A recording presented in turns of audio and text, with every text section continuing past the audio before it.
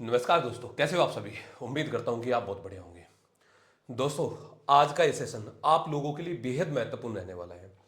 चूंकि जो ये टाइम पीरियड अभी चल रहा है, अप्रैल मंथ आपका चल रहा है और जून के अंदर आपका एग्जाम है। यानी कि कहूं तो मैं आपको कि 2 महीने का समय आपके पास में है।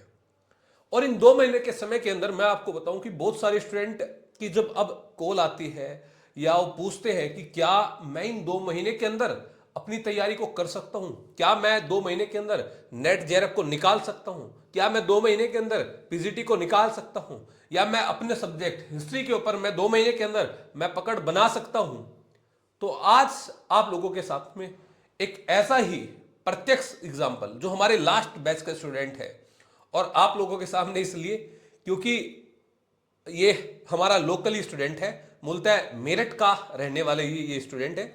तो इसने सिर्फ 2 महीने में अपनी कड़ी मेहनत के साथ में, बिल्कुल एकदम सीरियस कंसंट्रेशन के साथ में, विश्वास बना के 2 महीने में अपना एग्जाम निकाला है, जो कि आपका ये नेट जेआरएफ जो जून वाला सॉरी जो दिसंबर वाला एग्जाम है वो वाला।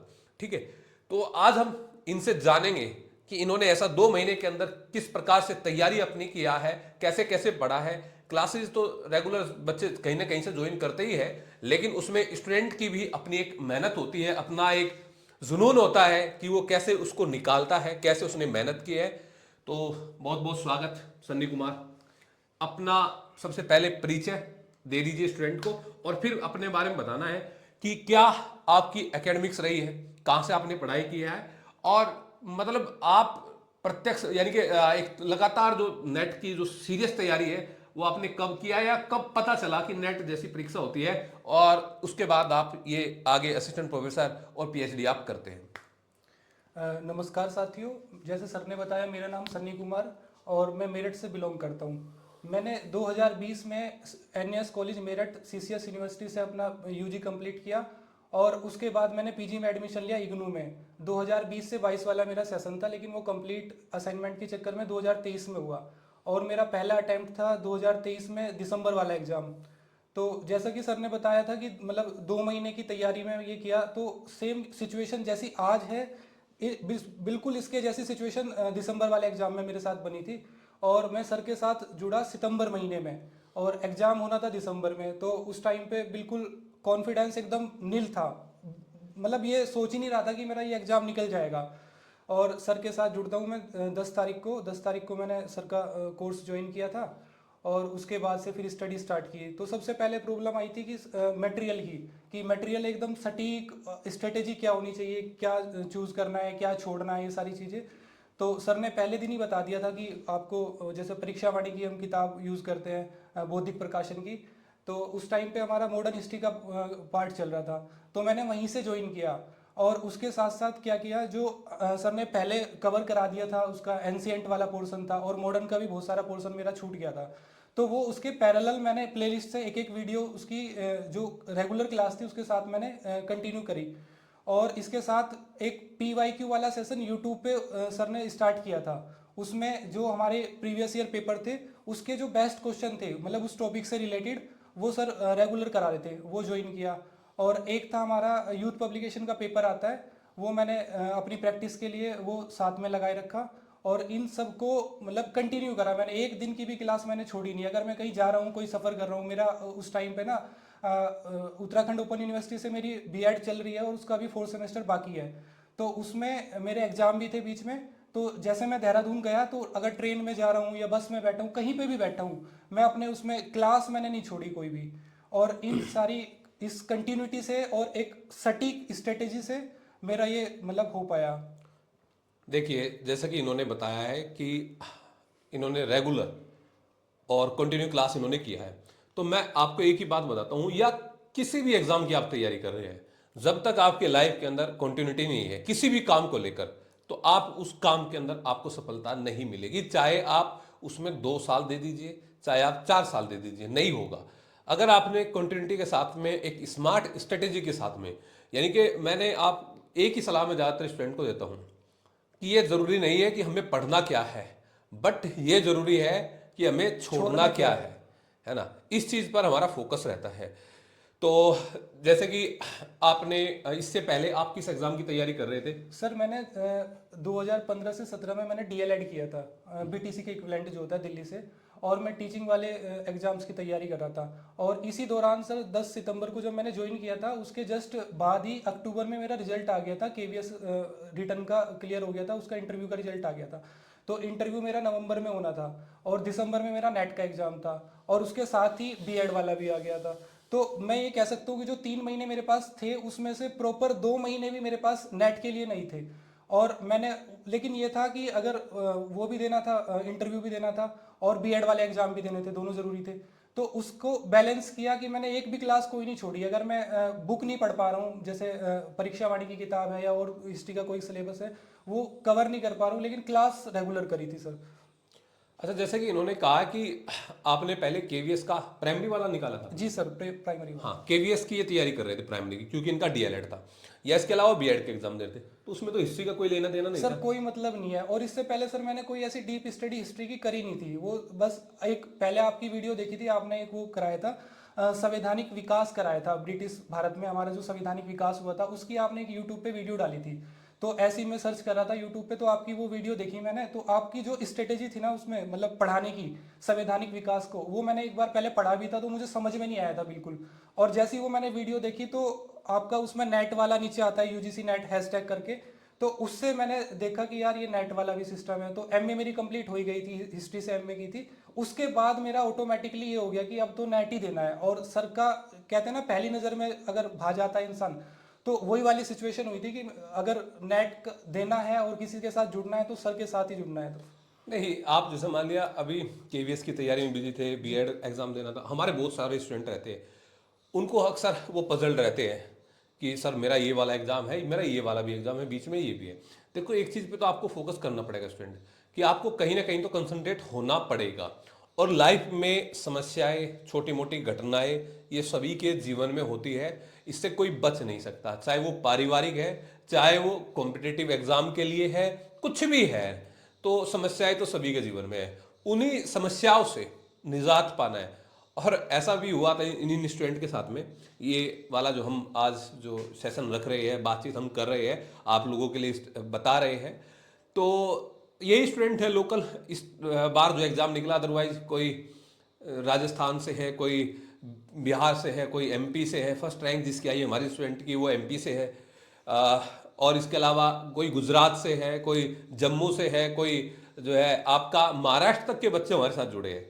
अब नागालैंड के भी बच्चे हैं, आपकी नागालैंड के भी बच्चे हाँ आपके, सर, आपने बताया था एक बार वीडियो में है ना। नागालैंड के। तो अब नागालैंड वालों के साथ में तो यहाँ पे डायरेक्ट हमारा इंटरव्यू पॉसिबल हो नहीं सकता, लेकिन इस बार हम ये प्रयास करेंगे कि जो जून में एग्जाम होगा, जून के एग्जाम निकलने के बाद जब रिजल्ट आएगा तो एक मीटअप सेशन रखेंगे। तो जिन स्टूडेंट का अभी 2023 दिसंबर, जून 2022, 2021, पिछले 5-6 एग्जाम जिनके निकले हमारे साथ कनेक्ट होके, या जो हमारे साथ जुड़े हुए हैं, उनका हम सब एक जगह इकट्ठे होंगे और जो बहुत जल्द वो करेंगे ना। तो आप पेपर फर्स्ट की स्ट्रेटेजी का क्या रहता है कि भाई क्या चीज़ें आपको पढ़नी चाहिए पेपर फर्स्ट के सर अंदर? मैंने जैसे फर्स्ट एग्जाम दिया ये दिसंबर 2023 में, मेरी इसमें स्ट्रेटेजी में थोड़ी दिक्कत ये रही, मैंने पेपर फर्स्ट पे ज़्यादा ध्यान नहीं दिया था और मैंने हिस्ट्री पे ज़्यादा फोकस किया, क्योंकि हिस्ट्री एक डीप में पढ़ना अपने आप में स्टार्टिंग में बहुत बड़ी वो प्रॉब्लम थी।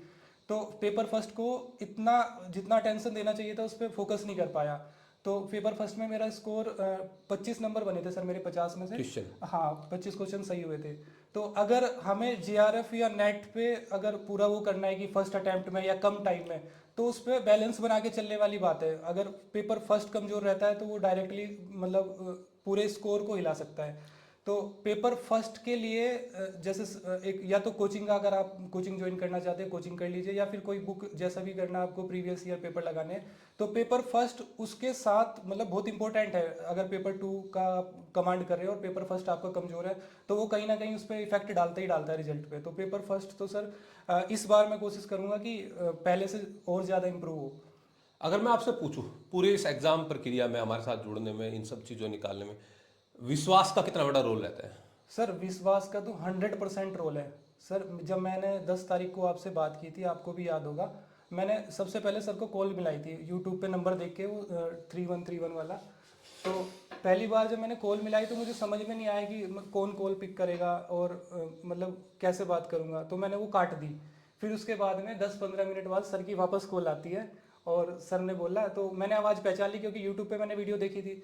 तो मैंने सर को बताया ऐसे ऐसे बात है और मेरा मतलब टीचिंग एग्जाम्स की तैयारी कर रहा हूँ और सर दिसंबर वाला मेरा फर्स्ट अटैम्प्ट है, तो मुझे कैसा करना चाहिए। तो सर ने पहले सबसे पहले विश्वास की ही बात बताई थी कि अगर आपको ये एग्ज़ाम निकालना है तो आपको फोकस मतलब उस एग्जाम पे ही करना है। अगर आपके पास 3 महीने का टाइम है तो प्रॉपर स्ट्रेटेजी आपको नेट की बना के रखनी है और आपका 100% निकल जाएगा। लेकिन उसके बाद भी जैसे हिस्ट्री की किताब आई, ये मतलब मोटी मोटी किताब थी और पूरा सिलेबस एकदम वाइड है। जैसा हम कंपटीशन का पढ़ते हैं जनरल कंपटीशन में हिस्ट्री, तो जहाँ पे कंपटीशन का खत्म होता है जनरल कंपटीशन हिस्ट्री का पार्ट, वहाँ से एन जो कंपटीशन का एन है ना, वहाँ से यूजीसी नेट शुरू होता है। और उसका जो देखा मैंने पूरा सिलेबस, प्रीवियस ईयर का पेपर देखा, मेरे से 10 में से मतलब 4 क्वेश्चन मेरे लग नहीं पा रहे थे जो मैंने हिस्ट्री का पहले पढ़ा था। इवन मैंने एमए के भी एग्जाम दिए थे उसके इग्नू के, लेकिन वो कहीं मैच नहीं कर पाया क्योंकि हम एग्जाम या एकेडमिक में जो करते हैं 12th क्लास करते हैं, यूजी करते हैं, पीजी करते हैं, उसमें इतना फोकस नहीं कर पाते बिल्कुल, मतलब कि हमें यूजीसी नेट निकालना है। तो वो एग्जाम के पर्सपेक्टिव से वो अलग चीज़ है, लेकिन यूजीसी नेट का बिल्कुल अलग है। उसकी स्ट्रेटेजी क्या है कि जैसे आप क्लास ले रहे हैं, आप मतलब रेगुलर क्लास कर रहे हैं या फिर आप बुक से पढ़ रहे हैं, तो उसके साथ साथ आपको कई सारी चीज़ें कवर करनी है। मतलब आपको बैलेंस बना के चलना है, मॉडर्न भी है आपके, मिडाइवल भी है, एंशिएंट भी है, और इसके साथ साथ फिर प्रीवियस ईयर पेपर भी है। और साथ के साथ जैसे आपने मतलब पढ़ लिया, आपने 3-4 दिन पढ़ा, तो आपको ऐसा लगेगा कि बहुत भारी भरकम मैंने क्या ग्रहण कर लिया, और उसको फिर असेस भी करना है। तो ये सारी चीज़ें मतलब इन पे ओवरकम करके तब जाके मतलब मुझे वो लगा था कि हाँ मेरा हो सकता है कुछ, मतलब थोड़ा थोड़ा विश्वास बिल्डअप हुआ। हालांकि मैंने आंसर की भी चेक नहीं करी थी, जो यूजीसी नेट का मतलब आंसर की आई थी ना, मेरी हिम्मत नहीं हो रही थी कि मैं उसको चेक कर लूँ। सर ने तो एग्जाम सेंटर पे ही बोल दिया था सर का। अच्छा, एग्जाम सेंटर वाली कहानी कुछ इस प्रकार से हुई क्योंकि एक सिटी के अंदर लगभग है कि एक दो जगह ही सेंटर होता है, एग्जाम होता है। और हमारे मेरठ में इनका एग्जाम वहाँ पे था, हमारे साथ भी एक स्टूडेंट, दो स्टूडेंट और थे जिनका एग्जाम वहाँ पे होने वाला था। तो ये था कि मुझे उस स्टूडेंट के साथ में वहाँ पे जाना था और ये भी पता करना था कि भाई एग्जाम किस तरीके का होता है।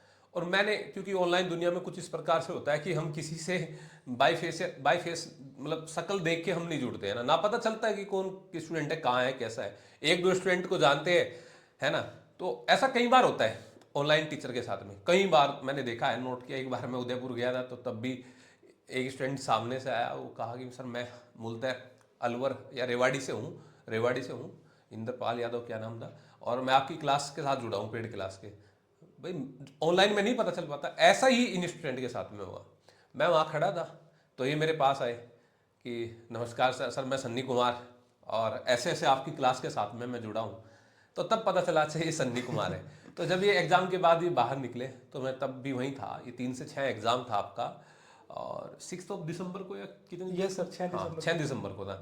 तो मैंने इसको कहा था, एक ही बात बोली थी, यूएन की हो जाएगा, है ना। हालांकि ये इतना कॉन्फिडेंट नहीं था जितना मैं था। और इसके पीछे एक मेन रीज़न है। मेन रीज़न क्या है, मैं हर उस स्टूडेंट से कॉन्फिडेंट रहता हूँ 100%, जो क्लास के अंदर कंटिन्यू रहता है। सर मैं एक बात बोलना चाहूँगा बीच में।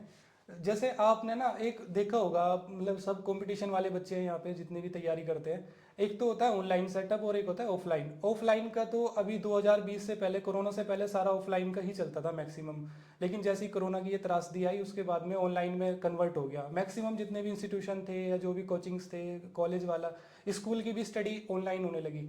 लेकिन ऑनलाइन में वो स्थायित्व नहीं आता जैसा हम ऑफलाइन कोचिंग में जाके करते हैं। लेकिन जो ये वाली क्लास थी, मेरा जो लास्ट वाला सेशन था दिसंबर वाला, उसमें सर ने गूगल मीट से क्लास कराई थी।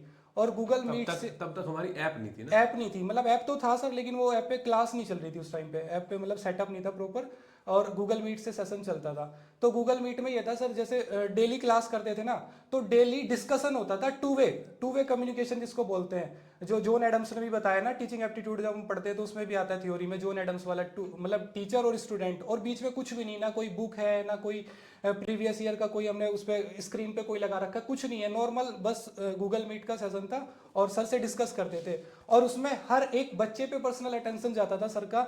और दूसरी बात ये थी सर, मुझे ना डर लगा रहता था कि कहीं सर पूछ ना ले, तो इस वजह से क्लास से पहले एक बार रीडिंग करनी बहुत जरूरी थी। और उसके बाद भी जो बीच में जहाँ पे प्रॉब्लम आ रही है, अभी ना क्लास चल रही थी सर, मतलब 8-10 दिन पहले ना, तो मैं साइड में ही घूम रहा था ऐसी। तो उस टाइम पे सर ने एक क्वेश्चन करा कि वो संगोला की संधि वाला, संधि में हमारा क्रोनोलॉजिकल ऑर्डर वाला होता है ना, उसमें हर बच्चा कंफ्यूज होता है। तो सर बीच बीच में कहीं से भी, मतलब क्योंकि इतिहास की तो सारी जड़ें हैं ना, कोई कहीं भी जाके मिल जाती है। तो सर ने पूछा संगोला की संधि मतलब कब हुई थी।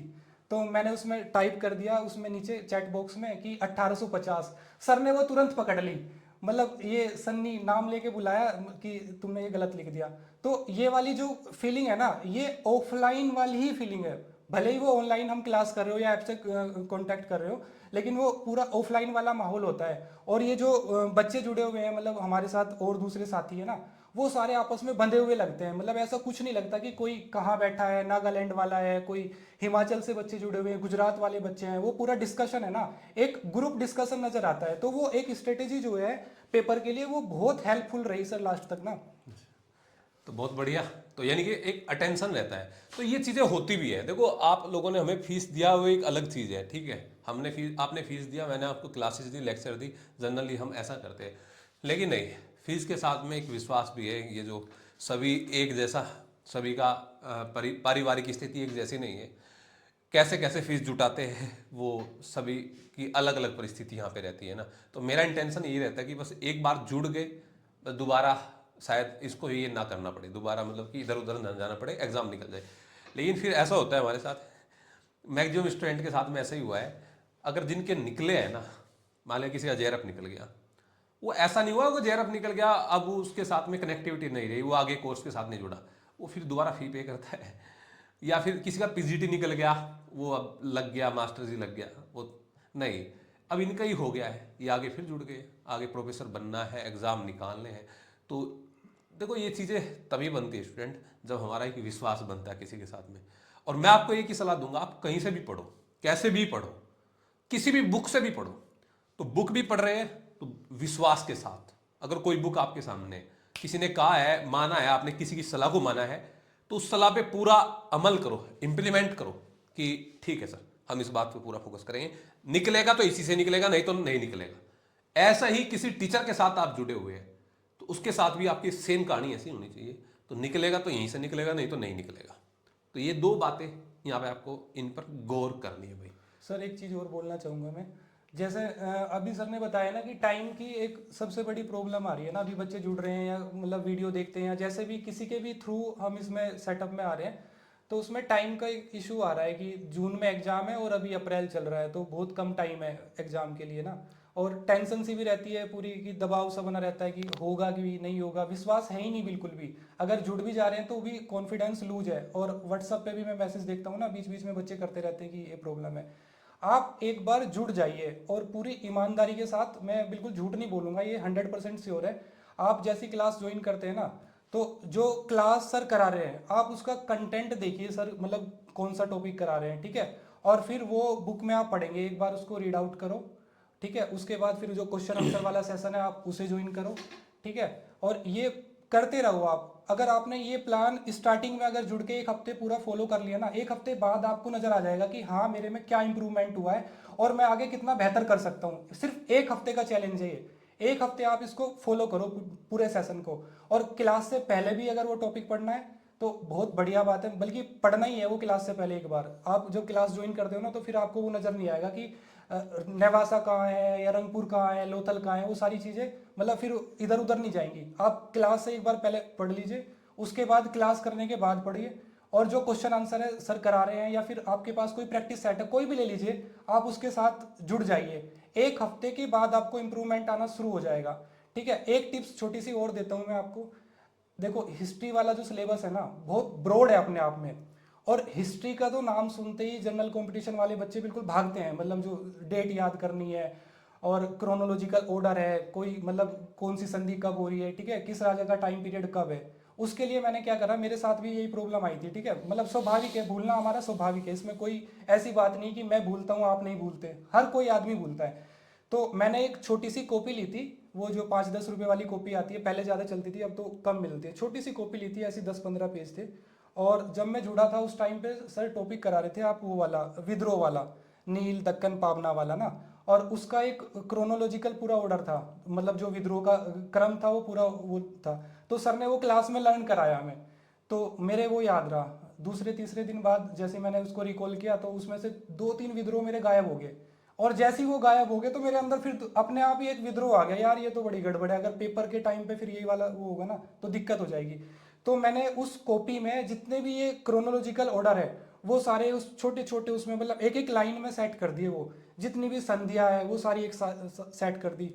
और कई जो उसके मतलब जो शासक हुए हैं, शासक वर्ग, जैसे उसका हम देखते हैं इसमें अवध के नवाब हुए, ठीक है, हैदराबाद के निजाम हुए, और जो दिल्ली के शासक हुए, स्पेशली जो लेटर मुगल वाले हैं वो पूरे कंफ्यूजन वाले होते हैं, मतलब उन पे हम ध्यान नहीं देते, लेकिन वो क्रोनोलॉजिकल ऑर्डर में पेपर में आते हैं। मैंने तो उसमें ARO वाला एग्जाम हुआ था सर, उसका मैं देख रहा था तो उसमें आपका वो वाला क्वेश्चन आ गया था, वो जो दिल्ली के सुल्तान थे ना लेटर वाले, जो अलाउद्दीन आलम शाह वगैरह, जो खिजर खां वाला जो क्वेश्चन था वो एज इट इज पेपर में रखा हुआ था आती है और वो जनरली। क्रोनोलॉजिकल ऑर्डर पे बेस्ड था।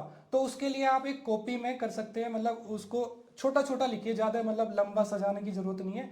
जैसे संधिया है, मराठों की संधिया है वो एक तरफ लिख ली, ठीक है, जितने भी युद्ध हुए हैं, अफगानिस्तान के साथ हमारा संघर्ष हुआ है, ठीक है, नेपाल के साथ हुआ है, म्यांमार के साथ हुआ है, तो वो एक पेज में आप देखोगे ना वो सारा सेट हो जाएगा।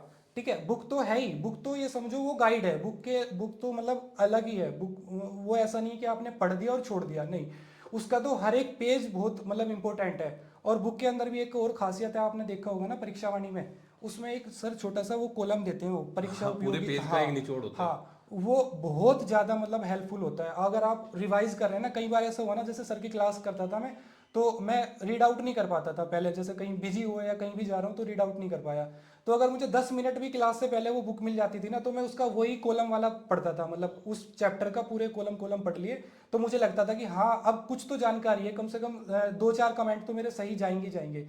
तो एक तो वो बुक वाला, और दूसरा आप कॉपी बना सकते हैं, क्योंकि भूलने की बीमारी आपको भी है और मुझे भी है और सभी को है ऑलमोस्ट। तो उस कॉपी में आप निमोनिक्स बना लीजिए, जैसे कैप्सूल होते हैं ना जो हम MA में, ये इसमें इग्नू में भी मैंने यूज किए थे, पतली पतली बुक आती है कुंजी टाइप की, तो वो लास्ट में बहुत मतलब हेल्प करेगी आपको, जो क्रोनोलॉजिकल वाली है ना, तो वो कन्फ्यूजन आपका दूर हो जाएगा। ठीक है, तो इन्होंने बताया। अच्छा, एक चीज़ और मैं देखता हूँ, है ना, वैसे तो वही है कि जैसे कई बार है ना कि किसी बड़े हॉस्पिटल से आराम नहीं मिलता और एक डॉक्टर की जो लोकल डॉक्टर है हाँ और वो उसकी, पूड़ी ऐसी बना के दे देता है और उससे हमें आराम लगता है और हम कहते हैं नहीं हमें तो इससे ही आराम लगता है, वो होता है विश्वास, तो जो इन्होंने डिफाइन किया। दूसरी बात है, कल एक स्टूडेंट था, उनकी कॉल आई, इंक्वायरी आई थी, मैं ही लेता हूँ कॉल इंक्वायरी, है ना, तो क्योंकि मैं उन चीज़ों को अगर कुछ समझना है बताना है तो फिर मुझे लगता है कि मैं अच्छे तरीके से समझा सकता हूँ।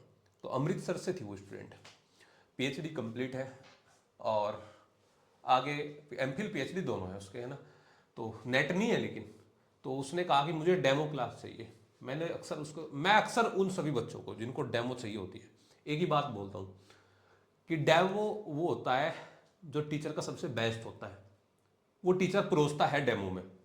बट मैंने उनको एक ऑप्शन दिया कि आप मुझे बताइए एंशिएंट, मिडाइवल और मॉडर्न जो क्लासेज हमारी हो चुकी है, जितना मान लिया एंशिएंट हो गया है, मॉडर्न चल रहा है अभी, इतनी क्लासेज हमारी हो चुकी है, आप रैंडमली ये बता दो कि मुझे मेरा ये पार्ट अच्छा है, मेरा ये टॉपिक अच्छा है और मुझे इस पार्ट की एक वीडियो चाहिए, इस पार्ट की क्लास चाहिए, मैं आपको वो अवेलेबल करा दूंगा, आपको अच्छा लगेगा तो ले लेना और नहीं लगेगा तो मत लेना।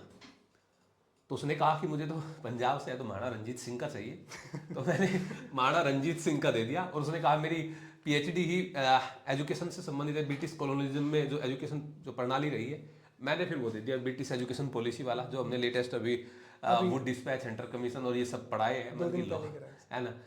तो चीज़ें ये हैं, अगर आप भी ऐसा कुछ चाहते हैं तो हमारे कांटेक्ट कर सकते हैं, जो यहाँ पे नंबर दिया गया है। तो भाई बहुत बहुत और धन्यवाद। सर एक चीज़ और बोलना चाहूँगा ना, मतलब आप ना किसी भी उसमें ज्वाइन करना, मतलब जहाँ आपका मन करे आप वहाँ ज्वाइन करना, लेकिन एक बात और सबसे बढ़िया सर की ये लगी, अगर इसमें कोई ना बीच में कोई नहीं है मीडिएटर, अगर आपको सर से बात करनी है ना, आप डायरेक्ट कॉल पे कुछ भी पूछ सकते हैं, अपना कोर्स से रिलेटेड कोई डाउट है, ठीक है, अपनी पर्सनल स्ट्रेटेजी में कोई डिफॉल्ट आ रहा है या कोई कॉन्फिडेंस लूज वाली बात है, तो इसमें कोई बिचौलिया नहीं मिलेगा आपको, डायरेक्ट आप बात कर सकते हैं। और ऐसा मुझे लगता है सर कहीं जल्दी से मिलता नहीं है ना, अगर हमें कोई प्रॉब्लम आ रही है अपनी स्टडी से रिलेटेड और हम उसे सॉर्ट आउट करना चाहते हैं, तो इधर उधर कोई नेट पे ढूंढता है, कोई किसी से बात करता है, कोई दोस्त से बात करता है, तो आप यहाँ पे डायरेक्ट बात कर सकते हैं और ये सबसे बड़ी बात है सर, मतलब मेरे लिए तो बहुत बड़ी बात है कि चलिए भाई। अगर सर मैं आपके सामने खड़ा हूँ बहुत बढ़िया। और आपने सर मुझे मौका दिया अपने साथ बातचीत करने का और ये साथियों से जुड़ने का। ठीक है भाई, ये सभी के लिए वैसे लाभदायक होगा ना। तो कहीं भी जुड़े आप विश्वास के साथ जुड़े, किसी बुक के साथ जुड़े तो विश्वास के साथ जुड़े, है ना। और टाइम का सदुपयोग करें, ये टाइम बहुत कीमती है आप लोगों के लिए। धन्यवाद। ठीक है, थैंक यू सो मच।